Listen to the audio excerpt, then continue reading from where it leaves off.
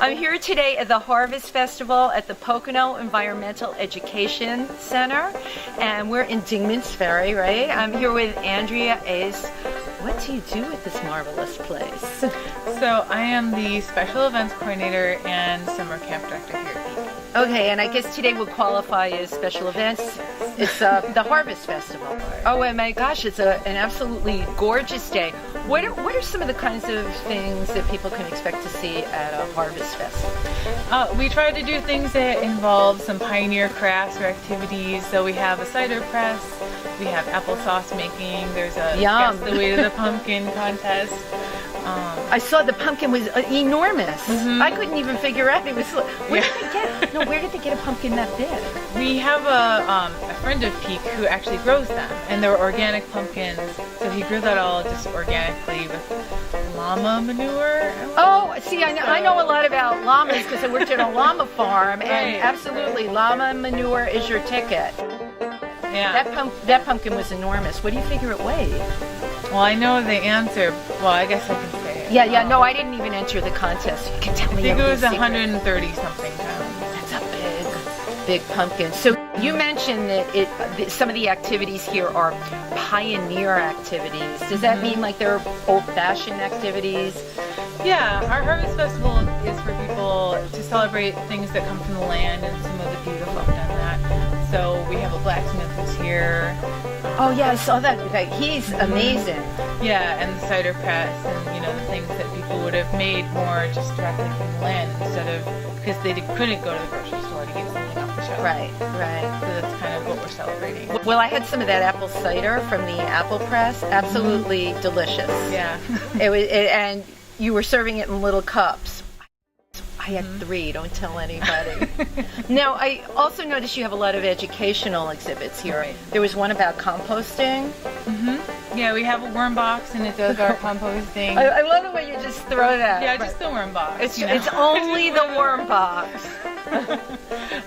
And we'll put some composty, like banana peels or apple cores, and they'll help to decompose and break that down, and that's their sustenance.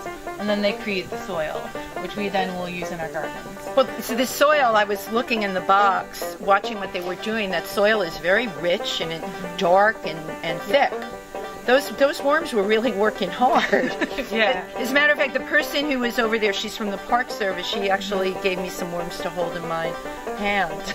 Yeah. The worm Very fell nice. asleep. He wasn't working. He was exhausted. Yeah. He wasn't working anymore. You also have some of the local groups from around here that are like Gate. What would be their connection to a Harvest Festival? Well, we like to celebrate the harvest, but then at the same time, it's a community day. So we like to have different nonprofit organizations and educational institutions. We're in the park, the Delaware Water Gap National Recreation Area, so we have a park ranger who's here who can answer questions about the park. So it's also the community coming together. I think one of the most wonderful things about this center is how you're making kids and adults, but with the kids programs, environmentally aware of what's going on in the world, because our environment's at risk now. And when you start educating kids really young in this area, they grow up with that awareness, which is really, really important. Now, one of my favorite things here, I went inside.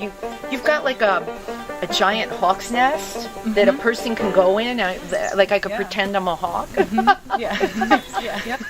Yep. That's in our eco zone. It's an interactive science museum display, and everything is intended to be something that you otherwise wouldn't have the chance to see or experience. Right, who would ever get to be in a hawk's nest? Like you're a hawk and you have a bat cave in there.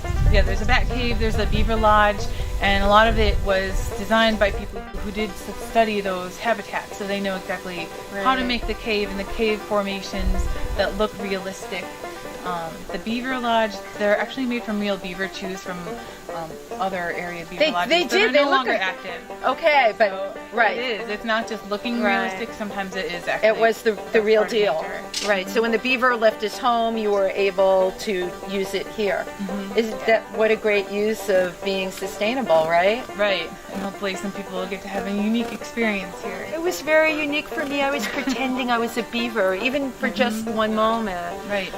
You got a gorgeous day for all of this, and a really nice turnout of people. And this is your 5th year. I'm looking forward to your 6th year. I bet you grow and grow every year. That's always what we aim for. We also like to have a lot of local vendors and crafts and artists.